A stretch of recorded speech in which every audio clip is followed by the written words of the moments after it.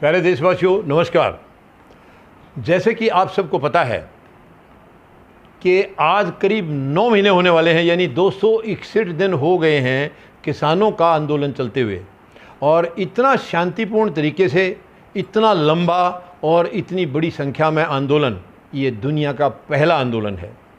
इतनी संख्या में आज तक, इतने दिनों तक कोई आंदोलन नहीं चला है, इतने लंबे समय तक और इतना शांतिपूर्ण तरीके से, इतनी बड़ी संख्या के साथ में।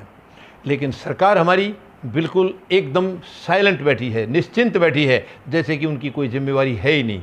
ज़बरदस्ती ऑफिस में घुस के बैठे हैं ये ईवीएम से, और किसानों का जो है ना 9 महीने से इन्होंने पूरा मनोबल अपनी तरफ से छीनने की कोशिश की है, लेकिन किसान अपनी तरफ से डटे हुए हैं। अब देखिए, पिछले 5 विधानसभा चुनाव हुए थे, उनमें किसानों ने इनकी औकात इनको दिखा दी थी। खास करके पश्चिम बंगाल में क्या हालत हुई थी, पूरी ताकत झोंक दी थी इन्होंने। फिर भी किसानों ने वहाँ जो है जा करके यही कहा था कि इस पार्टी को, यानी कि बीजेपी को कभी वोट नहीं करना, कभी भूल के भी वोट नहीं करना, क्योंकि ये केवल दर्द देना जानते हैं, कोई सुख देना नहीं जानते हैं, देश को लूटना जानते हैं। ये सबसे बड़े भ्रष्टाचारी यही पार्टी है। दूसरों से कहीं ज़्यादा भ्रष्टाचार में ये लोग लिप्त हैं, और लेकिन तानाशाही के तरीके से उसको सामने नहीं आने देना चाह रहे हैं। रफाल का सौदा बहुत बड़ा घोटाला है, लेकिन ये उसको सामने लाने से बचना चाह रहे हैं, मगर वो बचेंगे नहीं, क्योंकि फ्रांस में इसकी जांच शुरू हो गई है। और अब जैसे कि 5 विधानसभा के चुनाव आने वाले हैं अभी, गोवा, पंजाब, उत्तर प्रदेश, उत्तराखंड और मणिपुर, और इनमें सबसे बड़ा इनकी नाक का सवाल है उत्तर प्रदेश। 403 विधानसभा सीटें हैं वहाँ पर, और किसानों ने ठान ली है कि जो हाल बंगाल में किया था वही हाल इनका उत्तर प्रदेश में भी होगा। और किसानों ने 5 सितंबर को बहुत बड़ी पंचायत बुला रखी है मुजफ्फरनगर में।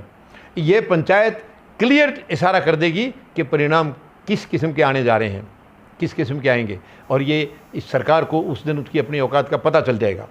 यानी किसान किसी भी हालत में अब समझौता करने के लिए तैयार नहीं हैं सरकार से, क्योंकि 3 काले कानून रद्द करने के लिए वो बैठे हैं। सरकार सुन नहीं रही है। लीगलाइज तरीके से एमएसपी की गारंटी वो लेना चाह रहे हैं, वो देने के लिए तैयार नहीं है। स्वामीनाथन आयोग की रिपोर्ट, जब ये सरकार पहली बार 2014 में आई थी, लंबे लंबे वायदे करके आई थी कि हम अगर सरकार में आए, हमारी सरकार बनी तो हम आते ही स्वामीनाथन आयोग की रिपोर्ट को लागू करेंगे। लेकिन ये आते ही सब भूल गए, कुर्सी पर बैठते ही सब चीज़ें भूल गई है। कुछ नहीं, इन्होंने कुछ भी याद नहीं है इनको। 15-20 लाख रुपए देने का वायदा था, काला धन ला करके वो भी ख़त्म। 2-2 करोड़ नौकरी देनी थी, वो भी ख़त्म। कुछ नहीं दिया इन्होंने, केवल दर्द दिया है, जनता को केवल दर्द दिया है। लेकिन अब अंत आ चुका है, अब इस सरकार के अंत की शुरुआत हो चुकी है। दिसंबर के बाद मुझे नहीं लगता ये सरकार टिकेगी, ये सरकार दिसंबर के बाद नहीं रहेगी। और किसानों ने ये ठान लिया है कि हम बिलों को बाद में संभालेंगे, पहले सरकार को संभालेंगे।